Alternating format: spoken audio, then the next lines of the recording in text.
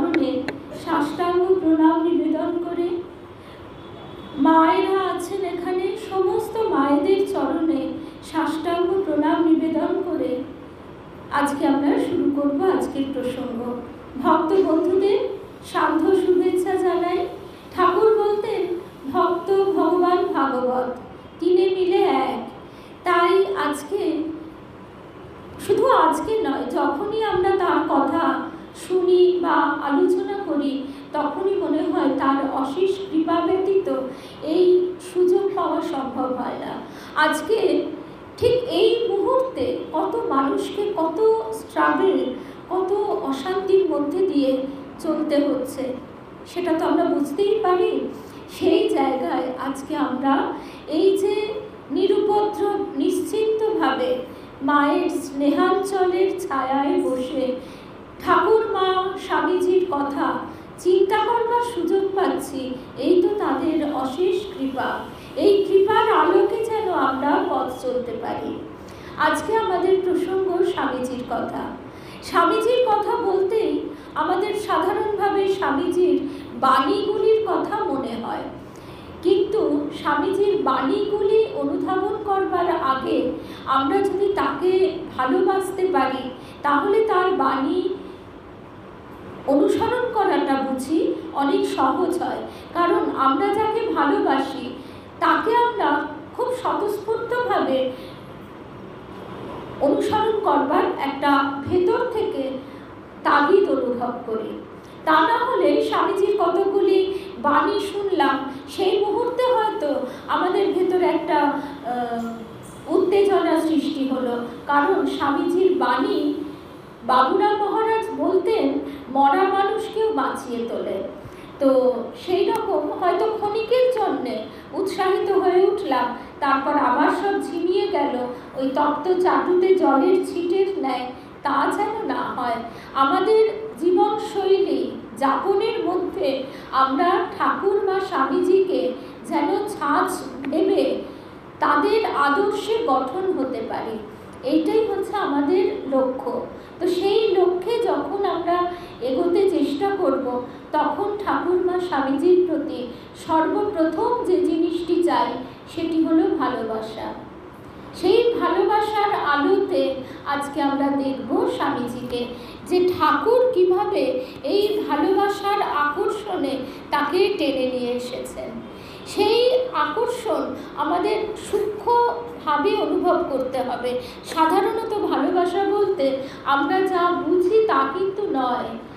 আত্মেন্দ্রিয় প্রীতি ইচ্ছা আমাদের ভালোবাসা। তো আজকে আমরা শুনছি ঠাকুরের কাছে নরেন কীরকম ছিলেন। ঠাকুরের নরেন দিয়ে আমরা শুরু করি।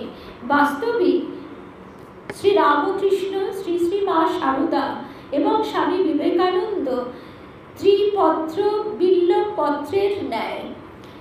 একটি ত্রিপর্ণী বিল্লপত্র যেমন ঊর্ধ্বমুখী পত্রটি শ্রী রামকৃষ্ণ, তার এক পাশে স্বামী বিবেকানন্দ, এক পাশে শ্রী শ্রী মা।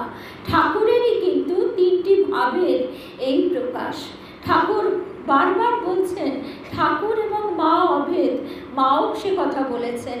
আর ঠাকুর শেষকালে যে কথাটি বললেন, তোকে আর যা ছিল সব দিয়ে ফকির হলো। সুতরাং ঠাকুর স্বামীজি এবং শ্রী শ্রী মায়ের মধ্যে কোনো প্রভেদ নেই।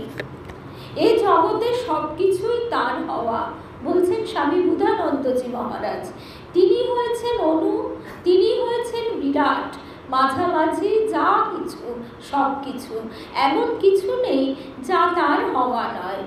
এই বিশ্বভুবনের সব কিছু হওয়ার মাঝে আবার একটি বিশেষ হওয়া আছে। এই বিশেষ হওয়াটিকে আমরা বলছি অবতার। গিরিশবাবুর ভাষায় অবতারের সব বেআইনি। আইন মানলে আর অবতরণ বলা চলে না, তাই চাই ভেলকি। এই ভেলকিটি হচ্ছে মায়া, আমাদেরই মতো দেখতে, কিন্তু ভেতরের পোড়টি স্বয়ং স্বয়ম্ভু। পোড় মানে যেমন ঠাকুর বলতেন এক একটা পিঠে কোনোটার ভেতরে ডালের পোড়, কলাইয়ের ডালের পোড়, কোনোটার ভেতরে ক্ষীরের পোড়, আবার কোনোটার ভেতর নারকেল। নারকেলের পোড়। আর অবতারের ক্ষেত্রে সে সব কিছুই নয়, স্বয়ম্ভু, মানুষেরই মতো আচরণ, হাসি কান্না, ক্ষুধা তৃষ্ণা, হোঁচট খেয়ে হাত ভাঙা, অথচ জ্ঞানীশ্বর। তার যে বিশেষ হওয়াটিকে আমরা শ্রীরামকৃষ্ণ বলে জানি ও মানি, তার প্রাণের বিশেষ ব্যঞ্জনাটি কি? সাধু পরিত্রাণ, দুষ্কৃতি নাশন ও ধর্ম সংস্থাপন তার মুখ্য উপলক্ষ্য বলে আমরা মনে করি বটে, কিন্তু তার প্রবাহটি কিভাবে এসেছে? প্রেম সংবহন শ্রীরামকৃষ্ণ প্রাণের বিশেষ দোতনা। স্বামীজি ঠাকুরের যে সীমাহীন ভাবরূপ এঁকেছেন খণ্ডন ভববন্ধন স্তোত্রে, তাতে একটি কথা আছে, চির উন্মদ প্রেম পাথার। এই চির উন্মদ প্রেম পাথার এই কথা কয়টির মধ্যে শ্রীরামকৃষ্ণের মর্মের গূঢ়তম বেদনাটিকে সাধারণের গোচরে এনেছেন স্বামী বিবেকানন্দ। এই যে তার চির উন্মদ প্রেম পাথার রূপটি, সেই রূপটিকে ধারণ করেছে কে? নরেন্দ্রনাথ।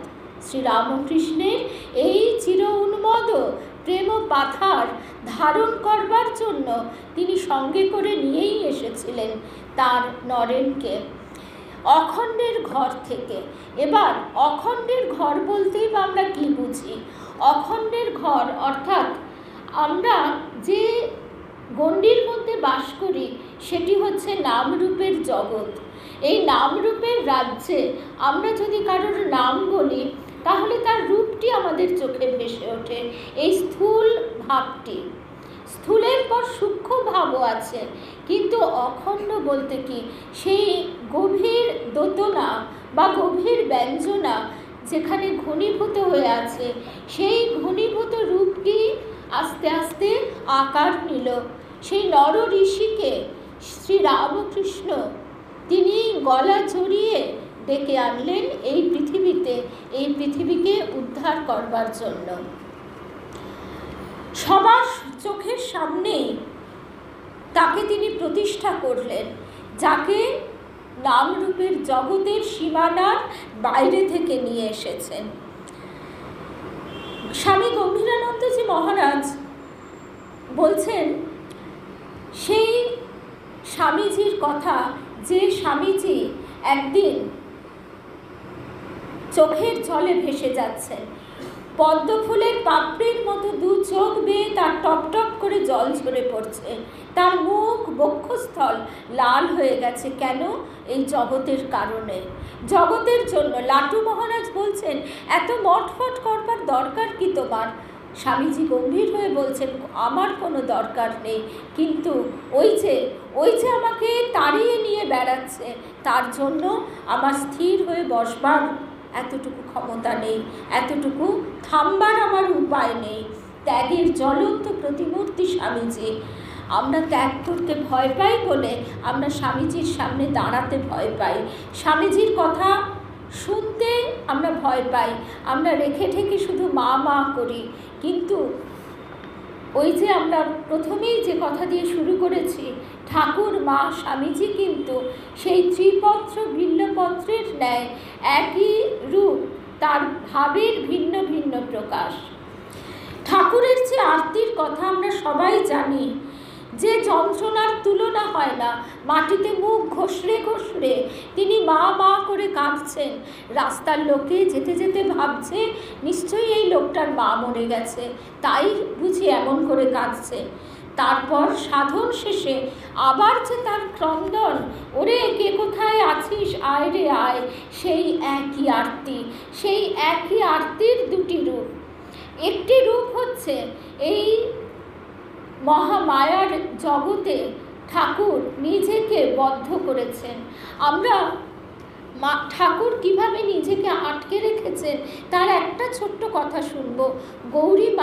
গৌরীমা নহবত থেকে দেখতে পাচ্ছেন ঠাকুর গোল বারান্দায় দাঁড়িয়ে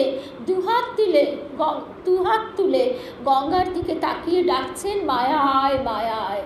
মায়াধীশ তিনি, মায়ার অধীশ্বর, সেই তিনি মায়াকে আকর্ষণ করে তাকে রাখতে বলছেন এই জীবভূমিতে, জীবের প্রতি অহৈতুকী প্রেমে, অহৈতুকী করুণায়।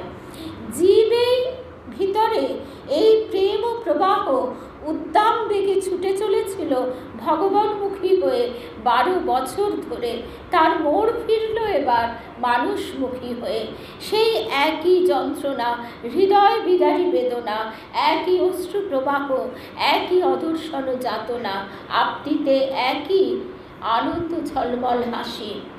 আমরা যখন বলি এই দুটি শব্দ ভগবানমুখী, মানুষমুখী, আমরা দুটিকে আলাদা আলাদা করতে চাই, কিন্তু আমরা এটাকে বিপরীতমুখী ভাবি। কিন্তু যিনি জেনেছেন সব তিনিই হয়েছেন, তার সর্বব্যাপী প্রেমে কোনো দিকভেদ নেই, বস্তুভেদ নেই।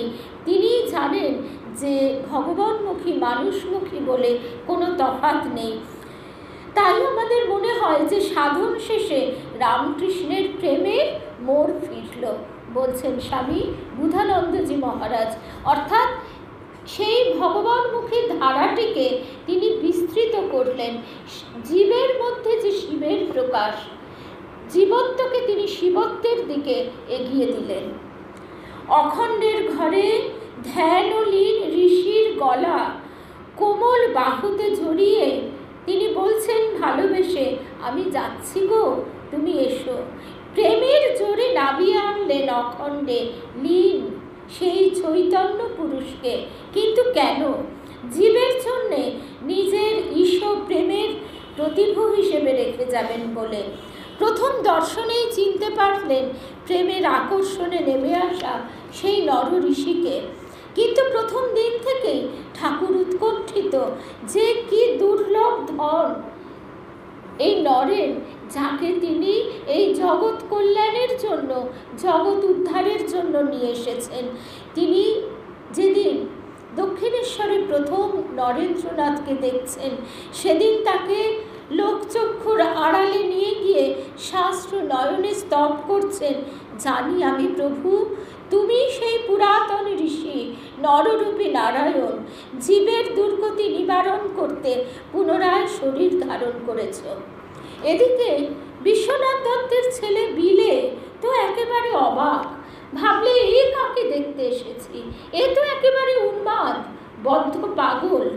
উন্মাদ তো বটেই, চির উন্মদ প্রেম পাথার। নরেন্দ্রনাথ লিখেছিলেন আজ থেকে বহু বছর পরে এই দিনটি থেকে। মা মা করে ঠাকুর যেমন কত বিনিদ্র রজনী যাতনায় কাটিয়েছিলেন, নরেন নরেন করে সারা রাত গামছা নিংড়ানোর মতো মোচড় দেওয়া যন্ত্রণাও অনুভব করেছিলেন। কথামৃতের পাতায় আমরা পড়ি, তিনি রাত্রিবেলা ভক্তদের ডেকে তুলে বলছেন, ওগো, নরেনের জন্য যে বুকের ভেতর বড্ড কষ্ট হচ্ছে, সেই নরেনের অদর্শনের জন্য কেন এত যাতনা, তা সাধারণ ভক্তগণ তো দূরের কথা, নরেন্দ্র নিজেও বুঝতে পারেননি। তাই তিনি তীব্র ভর্ৎসনায় বলছেন, এত নরেন নরেন করলে শেষে ভরত রাজার দশা হবে যে। ভক্তগণের মধ্যে কেউ তো অনেক বিরক্তি প্রকাশ করছেন, কেবল নরেন খাও নরেন খাও, আমরা যেন বালির জলে ভেসে এসেছি। হাজরা বারান্দায় বসে ছোকরাদের প্রতি আসক্তি নিয়ে টিপ্পনি কাটছে। কিন্তু যেদিন দেখলে যে শ্রীরামকৃষ্ণ মুহূর্তের মধ্যে অনাসক্ত হয়ে সমাধিমগ্ন হতে পারেন, পৃথিবী একদিকে পড়ে থাকে, সেদিন তারও এই বোধ হয়েছিল, এই যে আসক্তি, এরও নিশ্চয়ই অর্থ আছে। সমদর্শন ঠাকুর কেন নরেন্দ্রের ব্যাপারে অতিমাত্রায় অসমদৃষ্টি হয়েছিলেন, সেটি তার তিরোধানের বহু বছর পরে লোকে বুঝতে শুরু করেছিল। আশৈশব শ্রীরামকৃষ্ণের জীবনে একটি মাত্র ভয়, তিনি নির্ভীক, অথচ এই ভয়টি কি? সেই ভয়টি নরেনকে নিয়ে, সেই ভয় ছিল শ্রী শ্রী মাকে নিয়েও, সেই ভয় নিজেই ব্যক্ত করেছিলেন সুরে, কথা বলতে ডরাই, না বলতেও ডরাই, মনে সন্দেহ হয় পাছে তোমা ধনে হারাই হারাই। অর্থাৎ এই বিপদে তরি তরানোর মন্ত্রটি আর কিছুই নয়। কামিনী কাঞ্চন ত্যাগ না করলে হবে না বাপু। কি হবে না? যে জন্য অখণ্ডের ঘর থেকে খণ্ডের ঘরে নেমে আসা। এবার আমরা বুঝতে পারছি যে খণ্ডের ঘর, নামরূপের জগৎ, সেইখানে নেমে আসা সেটি হবে না। নরেনের আসক্তি, ওকে ত্যাগের মন্ত্রে দীক্ষিত করার জন্যই নরেনের প্রতি আসক্তি।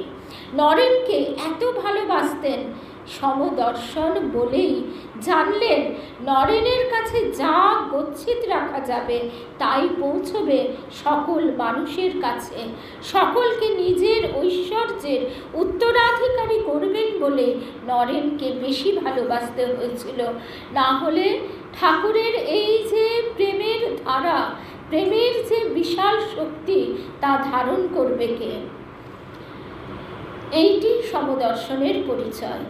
এত যে জীব প্রেম দক্ষিণেশ্বরে যেদিন প্রথম এলেন, সেই দিন শাম্ভবী দীক্ষায় নরেন্দ্রকে সব কিছু দিতে চেয়েছিলেন। শাম্ভবী দীক্ষা কাকে বলে? শাম্ভবী দীক্ষা হচ্ছে যে গুরু যদি শিষ্যের মধ্যে চোখের দৃষ্টি, স্পর্শ, হাসি ইত্যাদির মাধ্যমে বা সামান্য দু একটি বাক্যের মাধ্যমে শক্তি সঞ্চার করতে পারে। নরেন্দ্র কিন্তু সেই শক্তি ধারণ করতে পারেনি। কেঁদে উঠে বলেছিল, ওগো তুমি আমায় কি করছো? বাড়িতে যে আমার মা বাপ আছে। আর দেওয়া হলো না। মায়া কোনো দিন বাঁধতে পারেননি নরেন্দ্রকে। কিন্তু স্বামী বুধানন্দজি মহারাজ বলছেন কি সুন্দর ব্যাখ্যা করে, মায়ার রাজ্যে এসে কিছু সেলামি না দিলে কি পার পাওয়া যাবে? না, সেই লীলানাট্য ভালো দেখাবে। মনে হবে যেন সবটাই আজব কিছু, সবটাই ভেলকিবাজি। ওই যেমন দুর্যোধনকে যখন কৃষ্ণ বিশ্বরূপ দর্শন করালেন, তখন দুর্যোধন বলেছিলেন সবটাই ভেলকিবাজি। কিন্তু উপযুক্ত আধার অর্জুন তা ধারণ করতে সক্ষম হয়েও অবশ্য বলেছিলেন, সখা তুমি তোমার সেই পূর্ব মূর্তিতে আমার সামনে স্থিত হও, এ আমি সহ্য করতে পারছি না। যাই হোক, প্রথম দিনে ঠাকুর যা দিতে চেয়েছিলেন 5 বছর পরে কাশীপুরে তা দিতে পেরে ফকির হয়ে নিশ্চিন্ত হয়েছিলেন। নিশ্চিন্ত হয়েছিলেন কেন? নারায়ণের যে কথা দেওয়া আছে তাকে যুগে যুগে অবতীর্ণ হতে হবে। সেই কথা রক্ষার জন্য তিনি এবার মূর্ত মহেশ্বর স্বয়ং শিবকে সঙ্গে করে নিয়ে এসেছেন। জ্ঞান বিচারের ক্ষুরোধার পথকেই নরেন্দ্র নিজস্ব বলে ধরে নিয়েছিলেন, তাই তিনি মহামায়াকে বড় আমল দিতেন না। ও ঠাকুরের মা, এই রকমই ভাব। ঠিক যেমন তোতাপুরীজির। তোতাপুরীজির কি ঘটেছিল জীবনে? এক মহানিশার গঙ্গায় হাঁটু জলে ডুবতে না পেরে জ্ঞানী তোতাপুরীর যে প্রজ্ঞান হয়েছিল, নরেনেরও ঠিক তাই হয়েছিল সংসার আবর্তে হাবুডুবু খেতে খেতে। নরেন এসে ধরলেন ঠাকুরকে, তার মাকে বলে যেন সংসারের একটা কিছু ব্যবস্থা করে দেন। আর এই পরম সুযোগটি ঠাকুরও ধরলেন নির্মমভাবে এঁটে। বললেন, তুই আমার মাকে মানিস না, তাই তোর এত কষ্ট। কত প্রেমের, কত কঠিন কথা।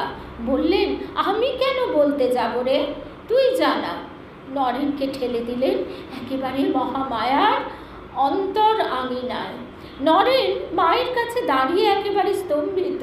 এই যে চিন্ময়ী, জলজ্যান্ত, বাইরের আঘাত দিয়ে নিজের দিকে উন্মুখ করে মা নরেনের চৈতন্যে একেবারে চির অনুস্যুত হয়ে গেলেন। এত সর্বগ্রাসী করুণা। কি অপূর্ব কথা! ঠিক এমন কথাই মোক্ষপ্রাণা মাতাজি বলছেন যে মা যে তোমায় গ্রহণ করেছেন এটি তুমি বুঝবে এইভাবে, যখন বাইরের দিক থেকে তুমি আঘাত পাবে, চড় খাবে। ঠিক একই ঘটনা এখানেও ঘটল। নরেন যেদিন কালী মানলেন সেদিন ঠাকুরের আনন্দ আর ধরে না। ভক্তদের কাছে ঘোষণা করে বেড়াতে লাগলেন, নরেন্দ্র কালী মেনেছে, ওগো নরেন্দ্র কালী মেনেছে। এইটাই ছিল প্রধান বাধা, এই কালী না মানা। এইটা আমাদের একটু যদি বুঝবার চেষ্টা করা যায়। কালী মানা মানেই মহামায়ার জগতে পদার্পণ করা। অখণ্ডের ঘর থেকে যাকে তিনি ডেকে এনেছেন, স্বাভাবিকভাবেই তিনি মহামায়ার রাজ্যে কিছুতেই বন্দী হতে চান না। নিত্যকে নিয়ে লীলাকে না নিলে যে দাঁড়ানোর ঠাঁই থাকে না। ঠাকুর বলতেন আমাদের মতন অনধিকারীও যাতে বুঝতে পারে এমন সহজ করে শাস্ত্রের গভীর কথা, যে তুমি বেল যখন ওজন করবে তখন শুধু শাঁসটা নিলে হবে না, তার আঠা, খোলা, বীজ সবটাই নিতে হবে। আদ্যাশক্তি পথ ছেড়ে দিলে তবে ব্রহ্মজ্ঞান হয়। কারণ লীলাময়ী হয়েও তিনি হচ্ছেন লীলা নাটক সূত্র ভেদনকারী। ঠাকুর বলতেন ওর আঁচলে, মানে মায়ের আঁচলে ব্রহ্মজ্ঞানের চাবিটি বাঁধা। এই যে শ্রী শ্রী মা, তাকেও ষোড়শী পূজার দিন আদ্যাশক্তি মহামায়া, নিরাকার মহাশক্তি, তাকে রক্ত মাংসের খাঁচায় এমন করে বাঁধলেন যাতে আমরা মা বলে ডাকতে পারি, আমাদেরই মতন রক্ত মাংসের দেহ মা বলে জড়িয়ে ধরতে পারি।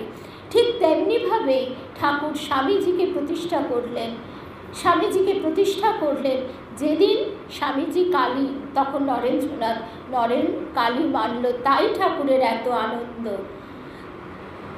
অবিদ্যাশক্তি হয়েও তিনি হচ্ছেন বিদ্যাশক্তি, বিজ্ঞান নদী পাঙ্কুরি, নিগমার্থ গোচর কাউরি।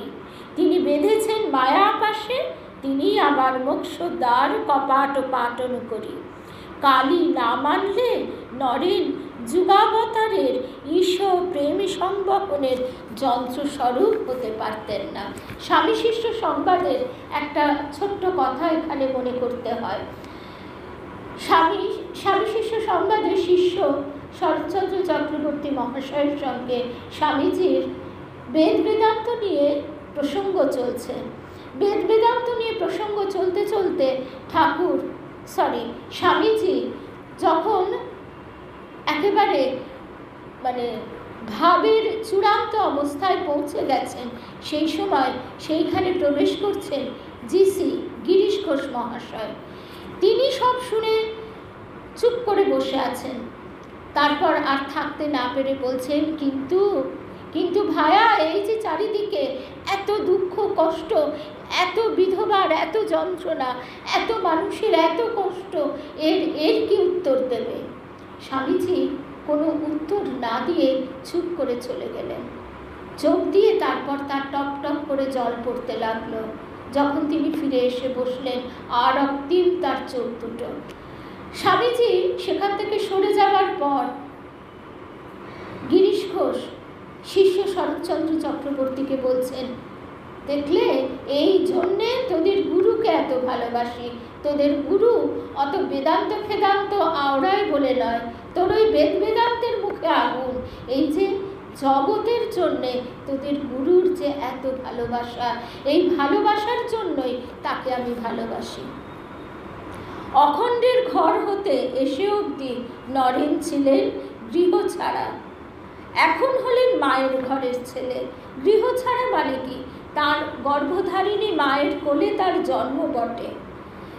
তার গর্ভধারিণী মাকে তিনি চিরকাল অসাধারণ সম্মানের চোখে দেখে এসেছেন, কিন্তু সেই আসল মা, জন্মান্তরের যে মা আদ্যাশক্তি জগৎ জননী, সেই মায়ের ঘরের ছেলে হলেন এইবার ঠাকুরের নিশ্চিন্তি।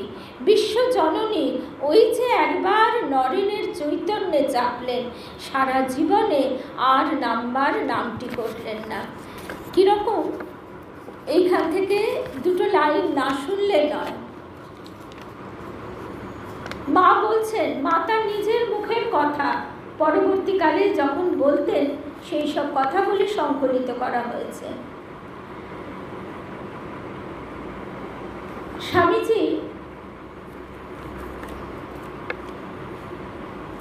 স্বামীজি মঠে দুর্গাপুজো করবেন।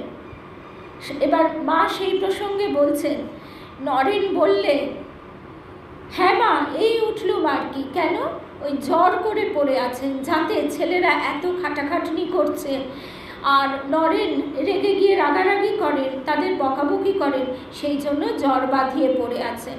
তা সেসব মিটে যাওয়ার পর মা বলছেন, ও নরেন, এখন তাহলে ওঠো। নরেন বললে, হ্যাঁ মা, এই উঠলুম আর কি। এই বলে মা বলছেন, সুস্থ হয়ে যেমন তেমনি উঠে বসলে। তার মাকেও পুজোর সময় মঠে নিয়ে এসেছিল। নরেন তাকে এসে বলে, ওগো, তুমি করছো কি? মায়ের কাছে গিয়ে বসো না, লঙ্কা ছিঁড়ে বেগুন ছিঁড়ে বেড়াচ্ছ, মনে করছো বুঝি তোমার নরু এসব করেছে? তা নয়, যিনি করবার তিনিই করেছেন, নরেন কিছু নয়। তারপর মা একটু থেমে আবার বললে, মানে নরেন্দ্র বললে, তুমি হয়তো তপস্যা করেছিলে বলে বিবেকানন্দকে পুত্র পেলে, আবার তপস্যা করো, আবার হয়তো একটা পাবে। নরেন বলেছিল, মা, আমার আজকাল সব উড়ে যাচ্ছে, সব দেখছি উড়ে যায়। ওই কাশ্মীরে ক্ষীর ভবানী দর্শনের পর স্বামীজি এই অনুভূতি হয়েছিল। মা বলছেন, আমি বললুম, দেখো দেখো, আমাকে কিন্তু উড়িয়ে দিও না। নরেন বললে, মা, তোমাকে উড়িয়ে দিলে থাকি কোথায়?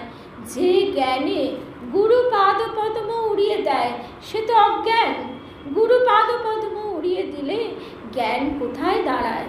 জ্ঞান হলে ঈশ্বর টিশ্বর উড়ে যায়। শেষে দেখে মা, মা আমার জগৎ জুড়ে সব এক হয়ে দাঁড়ায়। এই তো সোজা কথাটা। ভগবানের ওপর নির্ভর করে মা বলছেন, বিশ্বাস করে যে পড়ে থাকে, এইটি তাদের সাধন। আহা, নরেন বলেছিল, লাখ জন্ম হলেই বা তাতে ভয় কি?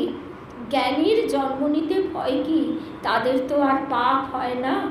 অজ্ঞানীরই যত ভয়, তারাই বদ্ধ হয়, পাপে লিপ্ত হয়। এরপর মা যে কথাটা বলছেন, কি অদ্ভুত কথা। আমরা নরেনের কথা শুনতে শুনতে একটু মায়ের এই কথাটা বাদ দিতে পারছি না। কত লাখ লাখ জন্ম ভুগে ভুগে, মা বলছেন, যাতনা পেয়ে পেয়ে শেষে ভগবানকে চায়।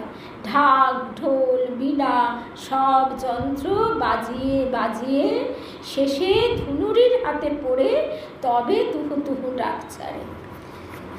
তো যাই হোক, মায়ের এই কথাগুলি যত আমরা স্মরণ করি, তত আমাদের মনের এই অহং ভাবটি দূর করবার জন্য মায়েরই শরণাগত হই।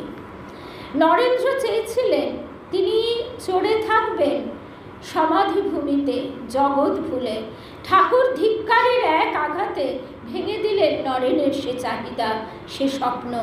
আত্মানন্দে বুধ হয়ে থাকার অধিকার নরেন্দ্রের নেই। সে তো সাধারণের জন্য, সাধারণ সাধকের জন্য। কি জন্যে অখণ্ডের ঘর থেকে এত করে টেনে আনা হয়েছে, সে উদ্দেশ্য এক মুহূর্ত ভোলেননি ঠাকুর। দিলেন না নরেনকে কিছুতেই সংসার ভোলা আত্মারাম হতে। সংসার মানে কি? এই জগৎ সংসার। তার বিদগ্ধ চৈতন্যকে মানুষের দিকে ফিরিয়ে দিলেন, নিত্যে আরূঢ় করে লীলায় বেঁধে রাখলেন। জীব ও শিব মন্ত্র দিয়েই নিশ্চিন্ত হলেন না। খালি পেটে যে ধর্ম হয় না, এ মন্ত্রটিও দাগ কেটে বসিয়ে দিলেন নরেন্দ্রের হৃদয়ে, খোদাই করে দিলেন। আর এক বৈপ্লবিক প্রশ্ন করলেন, প্রতিমায় মানুষ পূজা হয়, আর জীবন্ত মানুষে কি হয় না? মানুষকে মহৎ মহিয়ান করে তাকেই করলেন দিব্য ধ্যানের বস্তু। ঈশ্বরের ইচ্ছায় তার সার বস্তু মানুষের ভিতর দিয়ে আসে। নূতন সাধন পথ প্রবর্তন করলেন সনাতন ধর্মে। এইখান থেকেই ঠাকুর বলছেন এবার যা হচ্ছে এসব বেদান্তেরও ওপর দিয়ে যায়। কাঠ ঘষতে ঘষতে যেমন আগুন বেরোয়, ভক্তির জোর থাকলে মানুষেই ঈশ্বর দর্শন হয়। সে মানুষ যেমনই হোক না কেন, তাকে পশুত্ব থেকে মনুষ্যত্বে, মনুষ্য থেকে জীবত্ব থেকে শিবত্বে, মনুষ্যত্ব থেকে দেবত্বের পথে এগিয়ে নিয়ে যাওয়াই আমাদের লক্ষ্য। আমরা নিজেরাও এগোবো সেই লক্ষ্যে, যারা আছে তাদেরকেও হাত ধরে এগিয়ে নিয়ে চলব। তবেই তো মায়ের কাজ। মায়ের কাজ করতে হবে বলেছিলেন নরেনকে, এই হলো তার দিগদর্শন। তিরোধানের দুদিন পূর্বে নরেনকে সব অনুভূতির, শক্তির ঐশ্বর্য ঢেলে দিলেন। ঢেলে দিয়ে হলেন ফকির। এ ফকির হওয়ার অর্থ কি? ঠাকুর নরেন্দ্রের ভিতরে প্রবেশ করলেন, অনুস্যূত হলেন। নরেনের আলাদা অস্তিত্ব আর রইল না, নরেনকে নিজের আত্মা বলে ঘোষণা করলেন। সেই জন্যই আমাদের প্রথম শুরুতেই এই কথাটি মনে হচ্ছিল যে ত্রিপর্ণ বিল্লপত্রের ন্যায় প্রথম পত্রটি শ্রীরামকৃষ্ণ, আর দুধারে শ্রী শ্রী মা শারদা আর স্বামী বিবেকানন্দ। গলায় ক্যান্সার নিয়ে এত শারীরিক কষ্ট স্বীকার করলেন, তার একটি কারণ এও হতে পারে যে নরেন্দ্রকে গঠন করতে তখনও কিছুটা বাকি ছিল। মহাসমাধির কয়েকদিন মাত্র আগে নরেনের নির্বিকল্প সমাধি হলো। কালী মেনে নেওয়ার পর এটি হলো সর্বপূর্তি। আর কাল বিলম্ব করলেন না ঠাকুর। নিজের সকল অনুভূতির ঐশ্বর্য, বোধি, দৃষ্টি, অলৌকিক শক্তি শিষ্যে সঞ্চারিত করে হলেন ফকির। এই হলো ঠাকুরের নরেন্দ্র সাধনায় সিদ্ধি। তারপর ৩-৪ দিনের বেশি দেহ রাখলেন না, আর প্রয়োজনও ছিল না। এমনটি আরও একবার হয়েছিল বলরামবাবুর বাড়িতে। বলরামবাবুর বাড়িতে স্বামীজি তখন নরেন্দ্রনাথ, নরেন শুয়ে আছে। ঠাকুর হঠাৎ শুয়ে থাকতে থাকতে উঠে হামাগুড়ি দিয়ে এগিয়ে আসতে লাগলেন। তার এই এগিয়ে আসা দেখে স্বামীজি মানে নরেন্দ্রনাথ চিৎকার করে উঠলেন, he is penetrating into me, সে আমার ভিতর ঢুকে পড়ছে। ঠাকুর থেমে গেলেন, হামা দিয়ে আস্তে আস্তে থেমে গিয়ে খলখল করে হেসে উঠলেন। আবার আমরা ফিরে যাই কাশীপুরে। প্রথম দর্শন থেকে কাশীপুরের শেষ দিন অবধি নরেনের আত্মিক সত্তাটিকে ঠাকুর যেন সুনিপুণ ভাস্করের মতো গড়েছিলেন। অখণ্ডের ঘর হতে যাকে টেনে নিয়ে এসেছিলেন তাকে তার নিপুণ হাতে গঠন করেছিলেন। তার শৈলী সমীক্ষা, অর্থাৎ কিভাবে নরেন্দ্রনাথ থেকে স্বামীজি হয়ে উঠলেন, সেটিও কিন্তু অভিনব ধ্যান বস্তু। এই নরেন্দ্রকে আশ্রয় করেই শ্রীরামকৃষ্ণের লীলা প্রবাহ প্রকট হবে বিশ্ব মানবের কাছে। তাই নরেন্দ্র সাধনে প্রয়োগ করলেন সকল নিষ্ঠা। অবতারের মুখ্য উদ্দেশ্যটি যে প্রেম সংবহন, তার একটি কার্যকর দিক আছে, একটি সংগ্রামের দিক আছে, ঘোষণার দিক আছে, প্রচারের দিক আছে। ঠাকুর নিজের ঐশ্বর্য গুটিয়ে বসেছিলেন কিন্তু অস্থির হয়ে কি করে তা সকলের কাছে বিলিয়ে দেওয়া যায়। ক্ষেত্র প্রস্তুত নয়, তাই ঠাকুর বলছেন 1 সের ঘটিতে কি করে 5 সের দুধ ঢালবো। সাধনার প্রবল ঝঞ্ঝাঘাতে নিজের শরীর এত কোমল হয়ে গিয়েছিল যে লুচি ভাঙতে ঠাকুরের আঙুল চিরে রক্ত বেরিয়ে গেছে। প্রাণের স্বাদ, ঠাকুরের প্রাণের স্বাদ দাঁড়ে দাঁড়ে গিয়ে জীবের দুঃখ দূর করেন, কিন্তু সে এই দেহে আর হবে না। সেই প্রেম বিতরণ করবার জন্য শ্রীরামকৃষ্ণ প্রাণে যে কি গভীর বেদনা তা সাধারণের অজ্ঞাত। গিরিশবাবু বলছেন একদিন পরমহংসদেবের কাছে গিয়ে দেখি তিনি ঝরঝর করে কাঁদছেন আর বলছেন, ওগো নিতাই আমার হেঁটে হেঁটে ঘরে ঘরে প্রেম বিলিয়েছেন, আমি কিন্তু গাড়ি না হলে চলতে পারি না। আর এক সময় বলেছিলেন, আমি সাগু খেয়েও পরের উপকার করব। রসরাজ ঠাকুরের প্রাণে ছিল এমনই জমাট বাঁধা প্রেম, জীব করুণা, জীব কারুণ্যের এত বেদনা, এ কথা কেউ জানতো না, কেউ বুঝতো না। নরেনকে তাই হেসে বহু দুঃখে বলতে হয়েছিল ভূতের সঙ্গী খোঁজার ব্যর্থ প্রয়াসের কাহিনী। ক্ষুধিত মরুপ্রান্তরের দিকে তাকিয়ে হিমশিখরের প্রাণে যে কি আরতি জাগে সে কথা কে জানে। নরেনকে দেখেই জেনেছিলেন এই হবে তার স্তম্ভিত বেদনার মুক্তি প্রবাহ, এই নিয়ে যাবে নব ভগীরথের মতো শঙ্খ নিনাদে তার প্রেমের গঙ্গাধারা দিকে দিকে, দেশ হতে দেশান্তরে। শুধু মুক্তির সংকেত নয়, সে তো শাস্ত্রেও আছে, এই নিয়ে যাবে এ ধরার দুঃখ জর্জর মানুষের কাছে ঈশ্বর হৃদয়ের প্রেম ও সঞ্জীবনী শক্তি সহস্র সহস্র ফেনিল ধারায়। তাই ঠাকুর বলছেন, এবার বেদ বেদান্তের ওপরেও সব প্রকাশ পাচ্ছে। মহামুক্তির চাবিটি কিন্তু রেখে দিয়েছেন নিজের হাতে বিবেকানন্দ, তাই শ্রীরামকৃষ্ণেরই নূতন আত্মপ্রকাশ। তিনি রামকৃষ্ণ ব্যতীত নন বলেই তাকে হতে হয়েছিল বিশ্ব পরিব্রাজক। তিনিই সব হয়েছেন, তাই তাকে ধ্যানের আসন থেকে জোর করে তুলে পাঠালেন জনারণ্যে, সমস্ত মানুষের দরজায়, সমস্ত মানুষের হৃদয়ে। সমাধিতে গুহাবাসের স্বপ্ন ভেঙে ঠাকুরই তাকে ছড়িয়ে দিলেন সারা পৃথিবীময়। চোখ বুজে আনন্দে তলিয়ে যাওয়ার সাধনা থেকে চোখ খুলে সর্বত্র ব্রহ্ম দর্শন শেখালেন। এই হচ্ছে বিজ্ঞান। ব্রহ্মজ্ঞানী বিবেকানন্দকে শান্তিতে সংজ্ঞাহীন না করে হৃদয়ে প্রেমের আগুন ধরিয়ে দিলেন।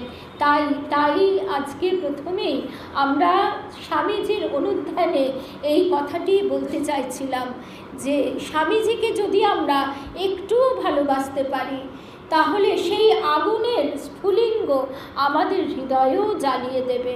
আমরাও তখন আর শুধু নিজের ঘেরাটোপের মধ্যে আরামে নিশ্চিন্তে চোখ বুজে বসে থাকতে পারবো না। অসাধারণকে ঢেলে দিলেন সাধারণের পায়ে, পূজ্যকে করলেন পূজারী, সম্রাটকে করলেন ভিখারি। তারপর স্বামীজির এই যে প্রেমধারা, এই প্রেমধারাকে কিভাবে ঠাকুর নিজের ভিতর দিয়ে প্রকাশ করেছেন তার একটি ছোট্ট ছবি আঁকা আছে স্বামী চেতনানন্দজির লেখনীতে, সেইটি একটু শুনব। সেটি হচ্ছে রাধা রূপে কিভাবে তিনি দর্শন দিয়েছিলেন। রাধা হচ্ছেন প্রেমের ঘনীভূত রূপ, যে প্রেমের হদিশ আমরা এই মরজগতে পার্থিব জগতে পাই না। আমাদের এখানে প্রেম মানেই আত্মেন্দ্রিয় প্রীতি ইচ্ছা। শ্রী রাধিকার প্রেম হচ্ছে কৃষ্ণেন্দ্রিয় প্রীতি ইচ্ছা, সেই প্রেমের ঘনীভূত রূপ শ্রী রাধিকা। স্বামীজি ঠাকুরের মধ্যে রাধার দর্শন পান। স্বামী চেতনানন্দজি লিখছেন, প্রায়ই তিনি কলকাতার স্বগৃহে বসে সুদূর দক্ষিণেশ্বরে ঠাকুরের ধ্যান নিমগ্ন শ্রীমূর্তি দর্শন করতেন। এক রাত্রে নরেন্দ্রনাথ স্বপ্ন দেখলেন ঠাকুর তার কাছে আসছেন আর বলছেন, চল চল, আমি তোকে ব্রজগোপী শ্রী রাধার সাক্ষাতে নিয়ে যাব। নরেন্দ্র অনুসরণ করলেন। একটু দূরে গিয়ে ঠাকুর তার থেকে ফিরে বললেন, কোথার যাবি? এই বলে তিনি রূপ ও লাবণ্যময়ী শ্রী রাধিকার রূপ ধারণ করলেন। এই দর্শনের কিন্তু একটি গভীর ফল আছে। এই দর্শনের সুগভীর ফলটি কি? নরেন্দ্র যদিও পূর্বে ব্রাহ্ম সমাজের গানই প্রায়ই গাইতেন, এখন থেকে তিনি শ্রী রাধার কৃষ্ণ প্রেমের অর্থাৎ ভগবানের প্রতি জীবের যে আকুল নিবেদন, বিরহ, বেদনা ইত্যাদি গানও গাইতে আরম্ভ করলেন। অর্থাৎ এই জগতের প্রতি ব্রহ্মজ্ঞানীর দৃষ্টি ফেরাবার জন্য ঠাকুরের কত কৌশল। গুরু ভাইদের কাছে যখন তিনি এই স্বপ্নের কথা বললেন, তখন তারা সবিস্ময়ে জিজ্ঞাসা করলেন, তুমি কি বিশ্বাস করো এ স্বপ্নের মর্ম সত্য? ওই দৃঢ়চেতা নরেনের মুখে এ কি অদ্ভুত কথা। নরেন্দ্র দৃঢ়ভাবে উত্তর দিলেন, নিশ্চয়ই করি। স্বামীজির এই রাধা দর্শনের পিছনে একটি মহা রহস্য যে লুকিয়ে আছে, বৈকুণ্ঠনাথ সান্যাল তাঁর শ্রীরামকৃষ্ণ লীলামৃত গ্রন্থে তা উল্লেখ করে বলছেন, যত বড় সাধু বা পণ্ডিত হোক না কেন, সংস্কারকে কেউ উপেক্ষা করতে পারে না। যার বিধিতে এর উদ্ভব, কেবল তাঁরই করুণায় নিবৃত্তি পায়। এই সংস্কার প্রভাবে বা নীতিশাস্ত্র মোহে বা পাশ্চাত্য শিক্ষার আবিলে সুরুচিপূর্ণ নরেন্দ্রনাথ ভগবানের হ্লাদিনী শক্তি শ্রী রাধিকাকে কুরুচি বলে অবজ্ঞা করে এসেছিলেন এতকাল ব্রাহ্মদের দলে পড়ে। ঠাকুর ভাবলেন, নরেন্দ্র যদি প্রেমের প্রতিমা শ্রীমতীতে শ্রদ্ধাবান না হয়, তাতে চিরদিনের মতো মাধুর্য রসে তাকে বঞ্চিত থাকতে হবে। আবার প্রেমহীন হলে তার যে প্রবর্তিত ধর্মচক্র, তার পক্ষে সুখসাধ্য হবে না। এই জগতে যা কিছু হয়েছে প্রেমের শক্তিতে হয়েছে। স্বামীজি একথা বলছেন। কেন বলছেন? সেই প্রেম শ্রীরামকৃষ্ণ, প্রেম ও স্বরূপ শ্রীরামকৃষ্ণ স্বামীজির ভিতর, নরেন্দ্র, তখন তিনি নরেন্দ্র, তার ভিতরে সেই প্রেম ঢেলে দিচ্ছেন। এর পূর্বে ইচ্ছা মাত্রেই যাকে নির্বিকল্প অবস্থায় অধিরূঢ় করতেন, এখন তাকে প্রেম ও ধনে ধনী করবার বাসনায় শয্যার উপর অঙ্গুলি দিয়ে শ্রীরামকৃষ্ণ লিখলেন, শ্রীমতী রাধে, নরেন্দ্রকে দয়া করো। এই হচ্ছে স্বামীজির ঠাকুরের মধ্যে রাধার দর্শন। আমরা মোটামুটি আমাদের শেষ পর্যায়ে এসে গেছি। আর একটুখানি এই প্রসঙ্গে শুনতে হয়, এই কালী প্রসঙ্গে শিষ্য শরৎচন্দ্র চক্রবর্তীর কাছে এই ঘটনাটি, এই কালী মানা, এই ঘটনাটি স্বামীজি বর্ণনা করছেন, তার মুখেই শুনব। ওই যে ঠাকুর যাকে কালী বলে ডাকতেন, ঠাকুরের দেহ রাখবার 2-3 দিন আগে সেইটে এই শরীরে ঢুকে গেছে। সেইটাই আমাকে এদিক ওদিক কাজ করিয়ে নিয়ে, ছুটিয়ে নিয়ে বেড়ায়, স্থির হয়ে থাকতে দেয় না, আপনার সুখের দিকে দেখতে দেয় না। শক্তি প্রবেশের কথাটা কি রূপক ছলে বলছেন? শিষ্য অবাক হয়ে জিজ্ঞাসা করছেন। উত্তরে স্বামীজি বলছেন, না রে, ঠাকুরের দেহ যাবার 3-4 দিন আগে তিনি আমাকে একাকী একদিন কাছে ডাকলেন, আর সামনে বসিয়ে আমার দিকে এক দৃষ্টে চেয়ে সমাধিস্থ হয়ে পড়লেন। আমি তখন ঠিক অনুভব করতে লাগলাম তার শরীর থেকে একটা সূক্ষ্ম তেজ, ইলেকট্রিক শকের মতন, ইলেকট্রিক শক, তড়িৎ কম্পন যা বলিস, এসে আমার শরীরে ঢুকছে। বাহ্য জ্ঞানহীন নরেন্দ্রনাথ বহুক্ষণ আড়ষ্ট হয়ে বসে রইলেন। চেতনা ফিরে এলে দেখলেন ঠাকুর কাঁদছেন। জিজ্ঞাসা করায় ঠাকুর সস্নেহে নরেন্দ্রকে বললেন, আজ যথাসর্বস্ব তোকে দিয়ে ফকির হলো। তুই এই শক্তিকে জগতের অনেক কাজে লাগিয়ে, জগতের অনেক কাজ করে তবে ফিরে যাবি। আমার বোধ হয় ওই শক্তি আমাকে এই কাজে কেবল ছুটিয়ে বেড়ায়, ঘুরিয়ে বেড়ায়। বসে থাকার জন্যে আমার এ দেহ হয়নি। আমার এই স্বামী বিবেকানন্দই বলছেন, মায়ের কৃপা কটাক্ষে হাজার হাজার লক্ষ লক্ষ বিবেকানন্দের জন্ম হতে পারে। শ্রীরামকৃষ্ণের দেহাবসানের নরেন্দ্রনাথের দেহ মন আশ্রয় করে এই মহাশক্তির নবলীলার সূত্রপাত। শ্রীরামকৃষ্ণ সান্নিধ্যের 6টি বছর ধরে তিলে তিলে কালী তাকে জয় করেছেন।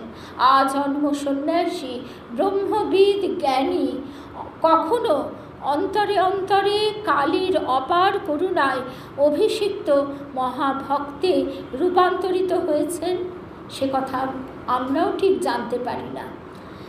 দেখো, আমি একথা বিশ্বাস না করে পারি না যে কোথাও এক মহাশক্তি আছেন, বলছেন নিবেদিতাকে। নিজেকে যিনি প্রকৃতিরূপিণী মনে করেন তাকেই কালী এবং জননী বলে ডাকা হচ্ছে। নিবেদিতাকে বলছেন, আমি ব্রহ্মও মানি, শক্তিও মানি। শ্রীরামকৃষ্ণ শিষ্য বিবেকানন্দের কাছে বিচিত্র রূপিণী মা আর ঐক্যরূপী ব্রহ্ম অভেদ সত্তা। আমাদের বোঝাবার জন্য ঠাকুরের আমাদের মতন সাধারণ অনধিকারীকেও কত সহজে ঠাকুর বোঝাচ্ছেন। সমুদ্র যখন স্থির হয়ে থাকে, জল স্থির হয়ে থাকে, তখন তা ব্রহ্মের উপমা। যখন তার তরঙ্গ ভঙ্গ, তার বিভিন্ন হিল্লোল বিভঙ্গ, তখনই তার শক্তির উপমা। অর্থাৎ এই জগৎ জুড়ে সেই ঢেউ উঠছে, যে ঢেউ উঠছে সেই তরঙ্গই হচ্ছে শক্তি। তাকেই আমরা বলি কালী। কালের সাথে যিনি রমণ করেন, অর্থাৎ আনন্দ করেন।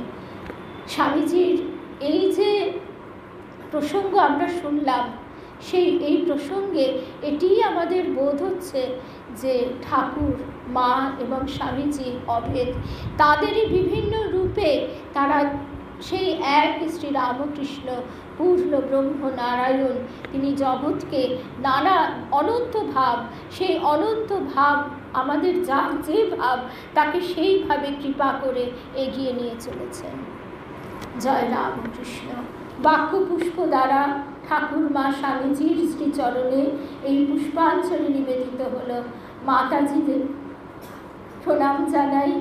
মাতাজি এই কৃপা করে যে পূজার সুযোগ দিয়েছেন তার জন্য মাতাজির চরণে সাষ্টাঙ্গ প্রণাম জানাই। ঠাকুর মায়ের চরণে, স্বামীজির চরণে সাষ্টাঙ্গ প্রণাম জানাই। শ্রীরামকৃষ্ণের সমর্পণমস্তু। গুরু কৃপা কেবলম। জয় রামকৃষ্ণ, জয় রামকৃষ্ণ।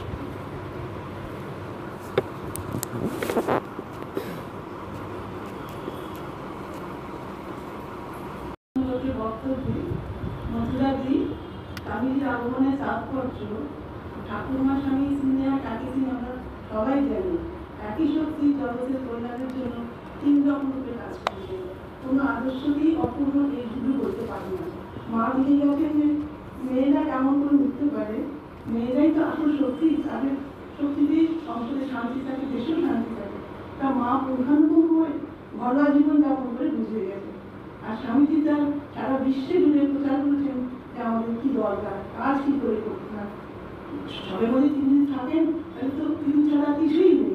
সেইটাকে বোঝা পারছেন যে স্বামীজি মনের বেলা থেকে ঘরে আনলেন। সমস্ত প্রচার করলেন যে কোনো কাজই ছোট নয়, কোনো কাজই পারবো না বলা যায় না। ঠাকুর সেভাবে আমাদেরকে তৈরি করলেন।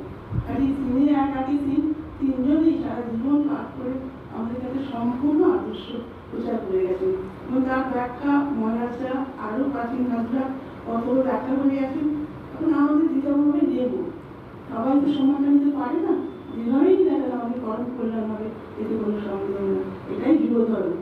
তাই জন্য তাদের আশা। ভগবান তো বারবারই অবতীর্ণ হয়েছে। এই যুগে একটা অদ্ভুত, অত্যন্ত জটিল যুগ। সেই যুগে যে কীভাবে কাজ করতে হবে, সব কিছুর মধ্যে থেকেও তাকে রাখতে হবে তার প্রকৃষ্ট উদাহরণ তিনজনেরই জীবন। একজন মনের কথা মনে করে যাচ্ছে, তিনি বলছেন, ঠাকুর সবাই শুনেছি, তিনি বলছেন যে ঠাকুর খালি বলেন যে জগৎ অনিত্য, তিনি সত্য। ধ্যান জপ করো, কত তপস্যা করো, নাহলে হবে না, করতেই হবে। আর স্বামীজি বলেন কাজ করো, কাজ করো, কাজ করে মরে যাও, দেখি আমি খুশি হই। মা বলেন বেটা এসো, বসো, খাও, আমি তো আছি। সব কিছুই রয়েছে আমাদের জন্য, যে যেভাবে নেব। এই যুগের মতন এত সহজ করে, এত সোজা করে কোনো অবতার হয়ে যায়নি। যে যেখানে আছি, যেভাবে আছি, সেখানে কি এত অনুসরণ করতে পারি। মন্দিরাতে দিকটা আমার খুব ভালো লাগলো। অল্প কথার সময়ের মধ্যে যত সম্ভব বুঝিয়ে বলেছেন। তাকে আমি আন্তরিক কৃতজ্ঞতা ধন্যবাদ জানাচ্ছি। 11 তারিখে অরিজিৎ সরকার বলবেন শ্রীরামকৃষ্ণ অনুষ্ঠান বলে দিয়েছে আর কিছু না। ওটা কিন্তু 6টাতেই ঠিক চলে আসবেন, তা নাহলে ওর একটু দেরি হতে পারে, কিন্তু আপনারা 6টার মধ্যে এসে যাবেন।